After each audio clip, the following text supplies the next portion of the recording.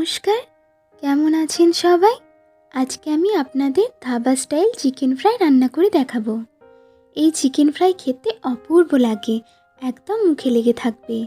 খুব সহজেই ঘরোয়া উপকরণ দিয়ে একদম ধাবা স্টাইল বানিয়ে দেখাবো, তাই অবশ্যই পুরো ভিডিওটি দেখতে থাকুন।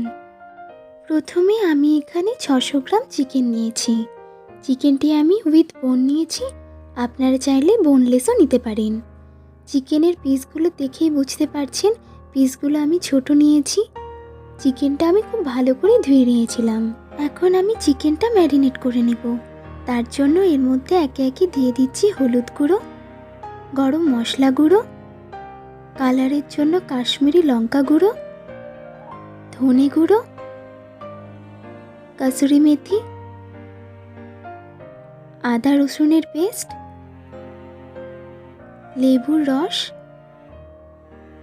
ভালোভাবে মাখিয়ে নিচ্ছি। এর মধ্যে 1 চামচ সর্ষের তেল দিয়ে দিলাম, ভালোভাবে মিক্স করে নিচ্ছি। এখন ঢাকা দিয়ে 1 থেকে 1.5 ঘন্টা রেখে দেব। যদি আপনাদের হাতে সময় না থাকে তাহলে অন্ততপক্ষে 30 মিনিট রেস্টে রেখে দেবেন। এরপর গ্যাসে কড়াই চাপিয়ে বেশ কিছুটা সর্ষের তেল দিয়ে দিলাম। তেলটা গরম হোক। এদিকে চিকেনটাও ম্যারিনেট হয়ে গেছে, আপনারা দেখেই বুঝতে পারছেন। তেলটা গরম হয়ে গেছে, এখন একে একে চিকেনের পিসগুলো দিয়ে দিচ্ছি। চিকেনগুলো দেবার পর এটাকে এভাবে এক সাইড ভেজে নিতে হবে। একটা সাইড ভালোভাবে ভাজা হয়ে গেছে, উল্টে দিচ্ছি। অপর সাইডও ভালোভাবে ভেজে নেব, এতে চিকেনটা প্রায় 60% রান্না হয়ে যাবে। ফিরে এলাম, দুটো সাইডই খুব ভালোভাবে ভাজা হয়ে গেছে। এখন একটি পাত্রে তুলে নিচ্ছি। চিকেনের মশলাগুলো লেগে আছে, পেঁয়াজ দেবার পরে আস্তে আস্তে তেলের সাথে মিশে যাবে।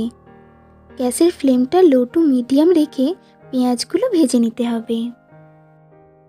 পেঁয়াজগুলো ভাজা হয়ে গেছে, এখন একটা টমেটো কুচি দিয়ে দিলাম আর কিছু কারি পাতা দিয়ে দিলাম। টমেটোটা যেন তাড়াতাড়ি গলে যায় তাই অল্প একটু নুন দিয়ে দিলাম। তারপর একে একে দিয়ে দিচ্ছি হলুদ গুঁড়ো, অল্প একটু চিনি, কালারের জন্য দিয়ে দিলাম কাশ্মীরি লঙ্কা গুঁড়ো আর একটু গোলমরিচ গুঁড়ো। ভালোভাবে মিশিয়ে নিচ্ছি। তারপর ধনে গুঁড়ো অ্যাড করে দিলাম। মশলাটা ভালোভাবে কষিয়ে নেব। মশলা থেকে তেল ছেড়ে দিয়েছে, মশলাটা কষানো হয়ে গেছে। এখন এর মধ্যে চিকেনগুলো অ্যাড করে দিচ্ছি। মশলার সাথে চিকেনগুলো খুব ভালোভাবে মিশিয়ে নিচ্ছি। স্বাদ মতো নুন দিয়ে দিলাম। নুনটা চিকেনের সাথে ভালোভাবে মিশিয়ে নিচ্ছি। এখন ঢাকা দিয়ে 10 মিনিট রান্না করে নেব। মাঝে একবার নেড়ে নিতে হবে যেন মশলাটা পুড়ে না যায়। আর এই রেসিপিতে কিন্তু একদম জল ব্যবহার হবে না। 10 মিনিট পর ফিরে এলাম।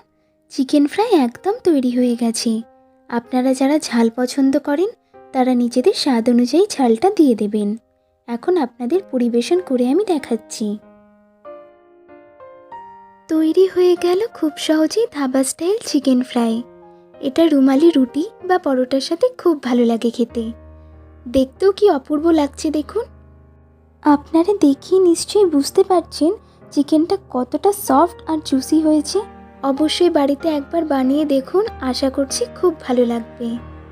আজকের রেসিপি যদি আপনাদের ভালো লেগে থাকে তাহলে লাইক করে দিন আর কেমন লেগেছে কমেন্ট করে জানান। নতুন নতুন রেসিপি পাওয়ার জন্য আমার চ্যানেলটি সাবস্ক্রাইব করতে ভুলবেন না। ফিরছি নতুন একটি রেসিপি নিয়ে। ভালো থাকবেন সবাই, সুস্থ থাকবেন। ধন্যবাদ।